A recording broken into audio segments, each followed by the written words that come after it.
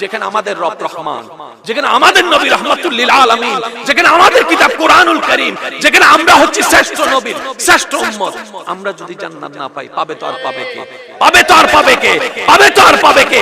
অন্য নবীর একটা সওয়াবের বিনিময়ে একটা সওয়াব ছিল, একটা গুনার বিনিময়ে একটা গুনাহ ছিল, আমাদের একটা গুনার বিনিময়ে একটা গুনাহ, একটা সওয়াবের বিনিময়ে 7 লাখেরও বেশি সওয়াব পাওয়া যায়। অন্য নবীর উম্মতেরা ঘুমাইলে সওয়াব হতো না, আপনি ঘুমাইলেও সওয়াব। সুবহানাল্লাহ কি বলবেন না জোরে? মা বাবা চেহারা তাকাই আছেন, 4 লাখ টাকা বাইচে গেছে হজের সওয়াব। এটা শুধু একমাত্র আমরা পেয়েছি। আমরা এবার জগৎ জিজ্ঞেস করে, কিরে তারাও আল্লাহর বান্দা, মুসা নবীর উম্মত আল্লাহর বান্দা, ওরা এত স্পেশাল কেন?